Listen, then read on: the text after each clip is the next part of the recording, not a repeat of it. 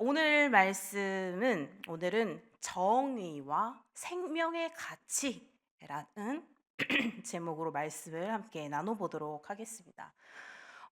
말씀을 들어가기 전에 여러분, 요즘 뉴스에 많이 뜨는 살인 사건들이 많이 있죠. 그 살인 사건들에 대해서 여러분 어떻게 생각하시나요? 예를 들어서 묻지마 살인, 또는 예를 들어서 집에 강도가 들었는데 그 강도를 제지하려다 보니 어떻게 몸싸움을 하다 보니 그 강도가 갑자기 이 몸싸움 도중에 죽임을 당한 그러한 살인 사건. 우리나라 법에서는 예전에 그런 일이 있었죠. 집에 강도가 들어서 이렇게 다투다가 이제 집에 젊은 남성이 있어서 다투다가 어쩌다 보니 그 건조기, 빨래 건조기로 하다 보니 이 강도가 잘못 맞아서 이제 의식 불명 상태가 된 거죠. 그런데 그게 우리나라의 법에서는 이게 가해자가 뒤바뀐 상황이 되어버린 사건이 있었어요. 그래서 나를 지키려고 몸싸움을 벌였는데 단지 이 강도가 의식불명이 됐다는 이유로 잡혀서 감옥에 가는 사건이 있기도 했고, 또 우리가 전혀 이해할 수 없는 살인 사건, 우리 아까 말했던 묻지마 살인이라든지 아니면 또 존속 살인이라든지 우리가 절대로 이해할 수 없는, 이해해서도 안 되는 그런 사건들이 막상 재판에 딱 섰는데 이 형벌이 정말 맞아? 라고 할 정도로 그닥 그렇게 높은 형벌이 되지 않았던 그런 사건들이 있었죠. 이런 상황들에 대해서 여러분은 어떻게 생각하십니까? 어, 나를 보호하려다가 강도가 의식불명의 상황이 됐어요. 그런데 내가 교도소에 가게 됐어요. 억울할까요? 억울하지 않을까요? 굉장히 억울하겠죠. 그리고 또 묻지마 살인을 당한 가족이 이 강도를 봤을 때, 이 살인자를 봤을 때 조그마한 형벌밖에 아니에요. 너무나 가벼운 형벌인 것 같아요. 그러면 이 가족의 입장으로서는 어떠한 마음이 들까요? 저 마음이 너무 찢어지겠죠. 내 가족이, 내 가족이 죽임을 당했는데. 오늘은 좀 그런 내용과 그런 상황들을, 이런 살인 사건이 일어났을 때 어떻게 해야 하는지 하나님께서는 그 사건마저도 우리에게 알려주셨습니다. 그래서 오늘 이 신명기 19장은 이 재판의 경우를 서술을 하고 있는데요. 성서에서는 살인하지 말라라고 분명히 명령을 하셨어요. 그렇죠? 명령을 하셨지만 그것은 의도적인 살해 금지, 그러니까 내가 정말 살해를 하려는 그 마음을 품고 살해를 저지르는 그러한 의도적인 살해를 금지를 가리킵니다. 근데 만약에 이렇게 아까 말씀드렸던 것처럼 의도하지 않은 경우는 그러한 경우에서 발생했던 그 살인들은 그러면 어떻게 대처할 것인가? 하나님께서 명령을 하셨어요. 살인하지 말라. 그런데 의도치 않게 살인을 했을 때 과연 어떻게 대처를 해야 하는지, 오늘 말씀에서는 그러한 경우를 대비해서 이 도피성 마련을 이제 명령을 하시고, 그리고 그곳으로 피해서 그 안에서도 재판을 받고 이 살인에 대한 의도성이 있는지 없는지를 또한 판결을 받는 그러한 상황들이 이제 오늘 말씀에서 나옵니다.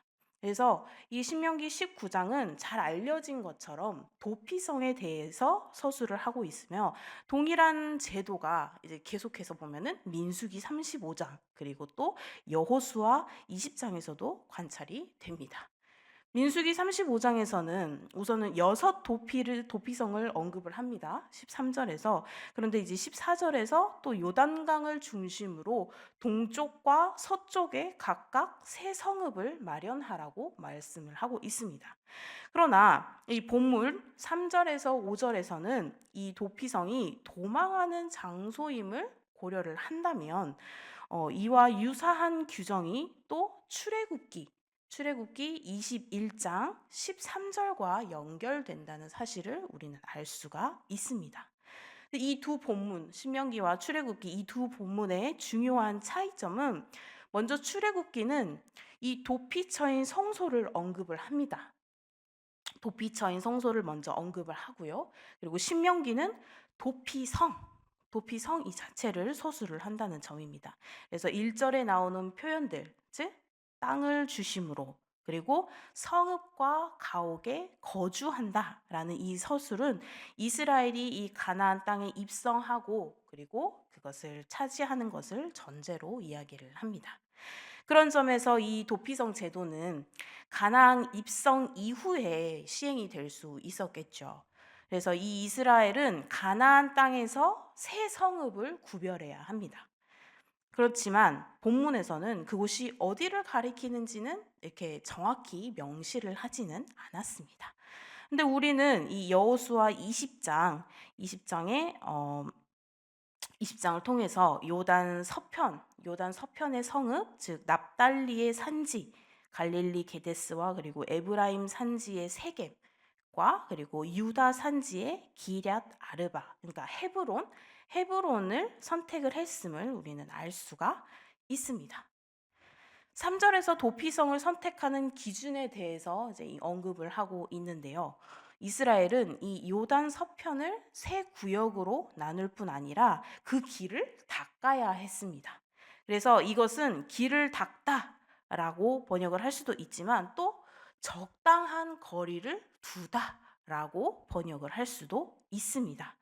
여기에는 이제 의미가 좀 다양하게 있어요. 그래서 이 의미가 다양하게 담겨 있는데 먼저 길을 닦다라는 그 말의 이해는 도피성으로 들어갈 때 길을 평평하게 해서 도망하는 사람들이 돌부리에 걸려 넘어지지 않도록 하라라는 의미인데 여기서 살인을 해서 도망하는 자는 의도성을 가지고 살인을 한 자가 아니고 이제 의도하지 않게 살인을 하게 된 그런 자죠.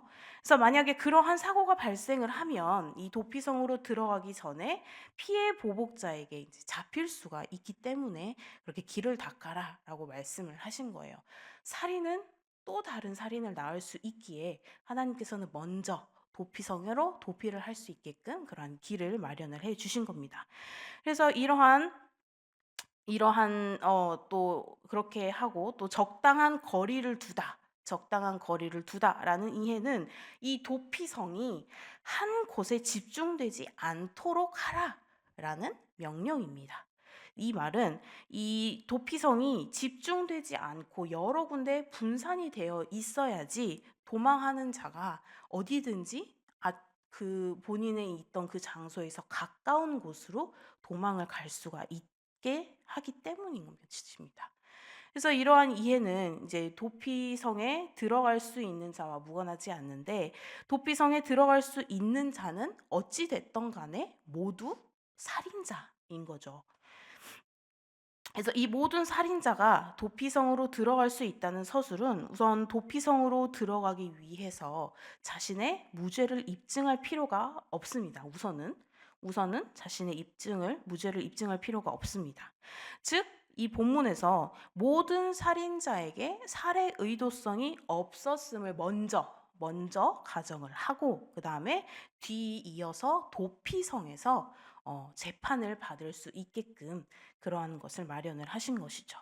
이러한 모습은 이제 오늘날의 무죄 추정의 원칙과도 일치한다고 합니다. 그래서 4절에서 5절은 살인자가 도피성에서 이제 지속적으로 거주할 수 있는 경우를 일부 언급을 합니다. 그래서 본문은 부지중에라는 말을 언급을 하면서 살인의 의도성을 파악을 합니다. 부지 중에 발생하는 살인은 일상에서 얼마든지 일어날 수 있는 상황이었습니다. 그래서 본문에서 5절에 보면은 벌목을 하는 상황을 이야기를 하죠. 나무를 하던 사람이 다른 사람의 도끼날에 목숨을 잃는 경우를 예로 들고 있는 것처럼 이 경우에 이제 비의도적인 살인인 거죠. 그래서 이 비의도적인 살인자는 도피성으로 먼저 피해서 생명을 먼저 보존을 한 뒤에 그 다음에 재판을 받도록 그렇게 한 것입니다. 그래서 이 사실은 아까 말했듯이 피해 피해 보복자는 살인의 의도성에 상관없이 이 살인한 사람을 죽일 수 있었음을 보여주는 것입니다. 그래서 이 고엘하담이라는 이 히브리어 단어는 피해 보복자라고 번역이 되었습니다. 그래서 이 피해 보복자라고 고엘하담은 번역이 되었지만 또 다른 의미로는 보호하다라는 의미가 있습니다. 그래서 이 고엘하담은 피해 보호자로서 살해당한 자의 피를 원상 복원해야 할 그런 법적 권리를 가진 자로 보입니다. 본래는 이 창세기 9장 5절에 보면 여호와께서 생명의 피를 찾으시는 분으로 나오지만 이 고엘하담은 그 역할을 대신하는 자로 나옵니다. 6절에서 도피성 제도를 통해서 이제 비의도적인 살인을 한 사람의 목숨을 보호하고 또 다른 한편으로는 피해 보복자의 정당해 보이는 무차별적 살인을 저지를 합니다.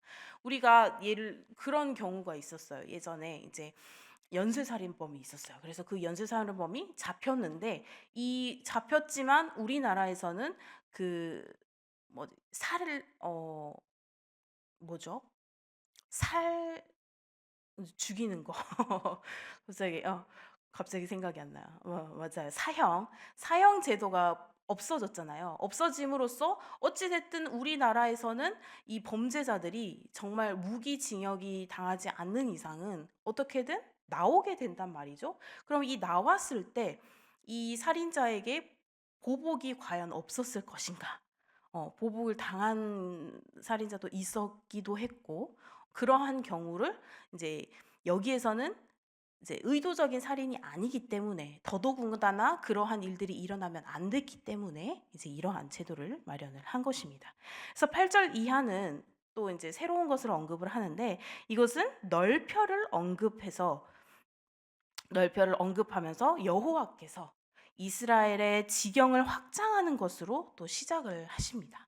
그래서 이제 8절 후반절을 보면 그 땅을 내 조상들에게 주리라라고 말씀하신 그 땅이라고 언급을 하면서 1절부터 7절에 나오는 그 땅을 여호와께서 약속한 땅을 완전히 차지하지 못한 것으로 우선 암시가 됩니다. 만약에 이 이스라엘의 영토가 더 넓어진다면 이스라엘은 이 셋 이외에 새 성읍을 더해서 도피성을 추가로 이제 더 지정을 해야 되는 상황인 거죠. 11절에서 도피성으로 피할 수 없는 경우를 또 서술을 하고 있습니다. 먼저는 이웃을 미워하여라고 가정을 하여서 살인 동기를 언급하고 뒤이어서 그를 기다리다가라는 이런 의도적인 행위를 이야기를 하고 있습니다. 이것은 본래 함정을 파놓고라는 의미로 보이는데, 이것을 의미한다는 점에서 살해자의 굉장히 치밀한 그러한 계획을 묘사를 하는 것입니다. 도피성에서 이루어지는 이 재판은 그것을 이제 밝혀내는 것들이죠. 그래서 만일 이 살인의 의도성이 드러난다면 성읍에 있는 이 장로들은 고의로 살인한 자를 이제 피해 보호자에게 넘겨주어서 그를 처단하도록 합니다. 우리는 그것을 하면 안 된다라고 했지만 여기에서는 고의적으로 했던 의도적으로 한 그 살인은 그 피해 보호자에게 넘겨준다. 라고 이야기를 합니다. 이러한 규정들은 이제 모든 살인자가 적법한 절차를 거쳐서 재판을 받을 권리가 있음을 보여주는데, 오늘날 헌법이 명시하는 그런 재판 청구권과 굉장히 유사하기는 합니다.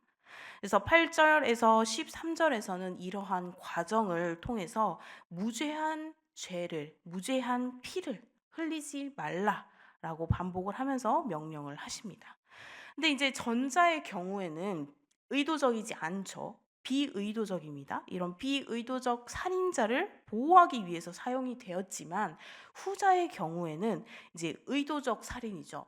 이 의도적 살인을 방치하는 행위를 금지하기 위해서 사용이 된 것입니다. 다시 말해서 성서의 율법은 죄를 눈 감는 행위를 결코 용납하지 않았습니다.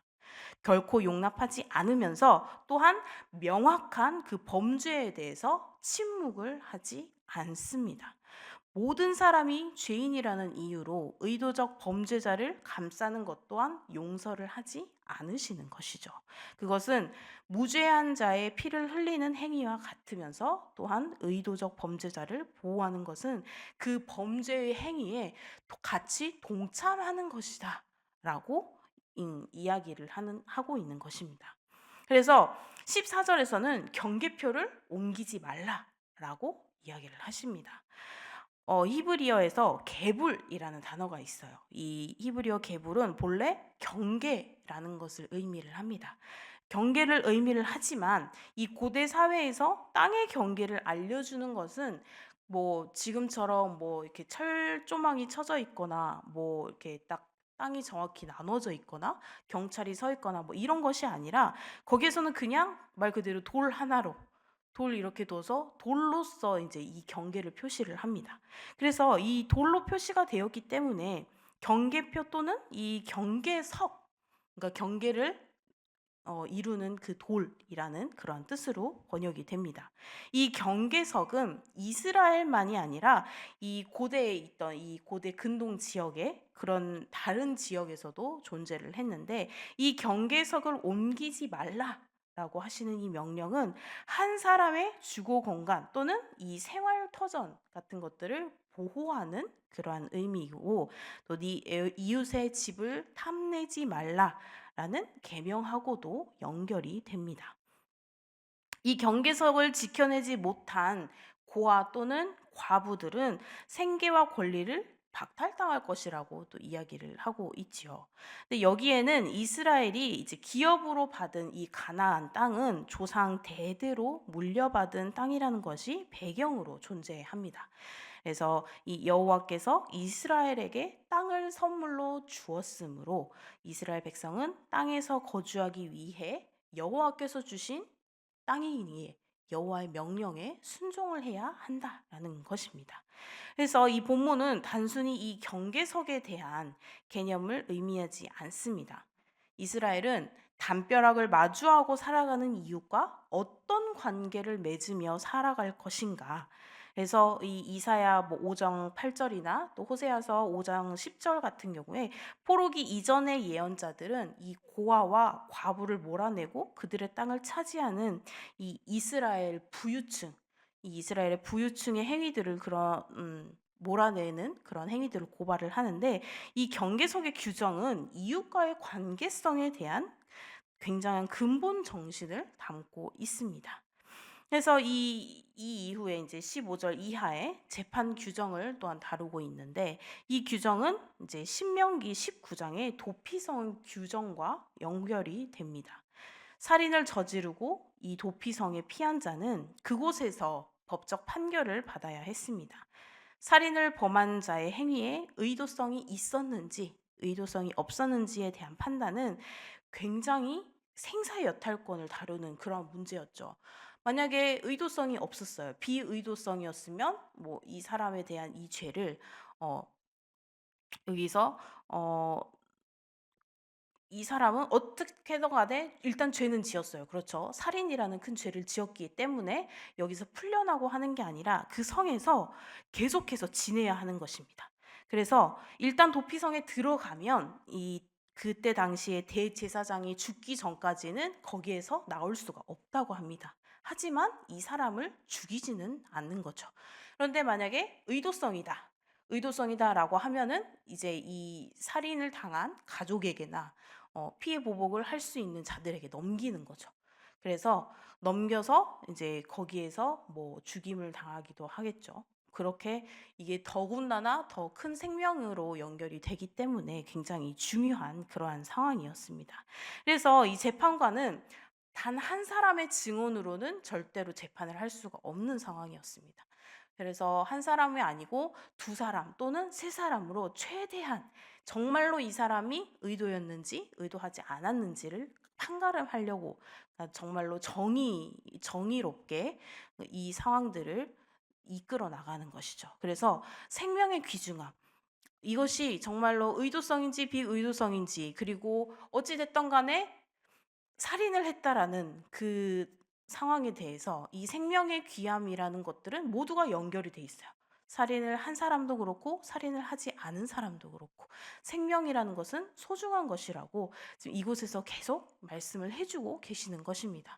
그래서 살인을 한 사람들, 비의도성이든 의도성이든 비의도성이어도 살인을 했기에 이 사람은 충분한 그것에 따른 벌을 받을 것이고, 또 의도성이었을 때도 충분한 그에 대한 벌을 받을 것이고, 또한 이 살인에 관련해서는 어쨌든 간에 하나님께서는 우리에게 생명을 주셨어요. 하나님께서 주신 생명인데 그것을 너희들의 마음대로 취한다는 것은 있을 수 없는 일이다 라고 말씀을 하고 계시는 거죠.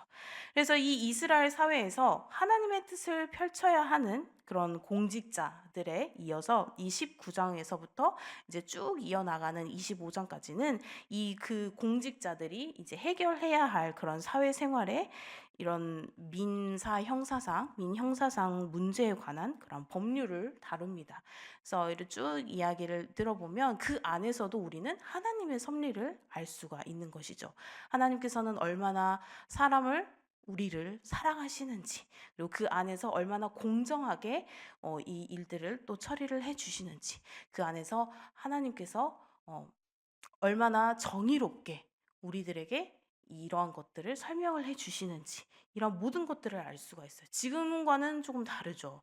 지금의 우리의 사회의 상황은 조금 암담한 상황이긴 하지만, 네. 이때 당시에도 그러한 많은 상황들 가운데서 하나님께서 정해주신 그 법에 따라서 하나님께서 얼마나 이들을 사랑하는지, 또한 가인도 그랬잖아요. 아벨 자신의 동생을 질투심으로 인해서 죽였지만 그래도 그 가인마저 하나님께서 사랑하셔서 그 가인이 어느 곳에 가든지 죽임을 당하지 않게끔 보호하셨던 것처럼 그 안에서도 하나님께서는 언제나 우리를 사랑하신다는 그 사실을 잊지 않고, 그리고 이 생명의 본령은 또 자유에 있습니다. 하나님께서 주시는 그 자유함. 그래서 그 자유를 지켜주시는 것이 하나님께서 지켜주시는 것, 그리고 우리 또한 우리 안에서 우리가 서로를 존중하며 서로와 함께 나누는 것들이 바로 정의라는 것입니다. 그래서 이 시대에 물론 억울한 사람이 없진 않겠죠. 하지만 그 안에서도 우리는 하나님의 그 섭리 가운데서 억울한 사람이 최대한 없도록 우리들이 서로 간에 잘 이야기를 하며 서로 간에 잘 나눔을 하며 하나님께서 말씀하신 그 이웃 사랑을 잘 실천해가는 우리 모두가 되었으면 좋겠습니다. 그래서 우리 성도님들께서도 언제나 하나님의 사랑, 이웃 사랑, 이것은 바로 십계명인 거죠. 그래서 이 십계명을 잘 기억하는, 잘 생활하는 그런 우리 귀한 성도님들이 되시기를 주님의 이름으로 소망합니다. 기도하시겠습니다. 사랑의 하나님, 감사합니다. 하나님, 오늘 말씀을 통하여 하나님, 비록 살인하였지만 그 안에서도 하나님께서 얼마나 우리를 사랑하시는지를 하나님 우리는 깨닫습니다. 주님의 사랑 안에서 그 의도적이든 비의도적이든 그 어떠한 상황에서도 생명은 소중하다는 것을 하나님 다시금 깨닫고 다시금 하나님의 사랑에 감사하게 됩니다. 주님의 그 사랑 안에 주님의 그 사랑을 깨달을 수 있는 우리에게 그 지혜를 주심에 주님 감사드립니다. 주님, 우리가 오늘 하루 살아가는 데 있어서 하나님의 정의와 그리고 하나님께서 말씀해 주신 그 생명의 가치 항상 느끼고 함께 나누고, 그래서 이웃들과 함께 나누고 이웃들과 함께 사랑하고 그리고 하나님을 사랑하는 우리가 될 수 있도록 주님 우리의 삶을 인도하여 주시옵소서. 모든 것을 주께 맡겨오며 감사드리고 예수님의 이름으로 기도드립니다. 아멘.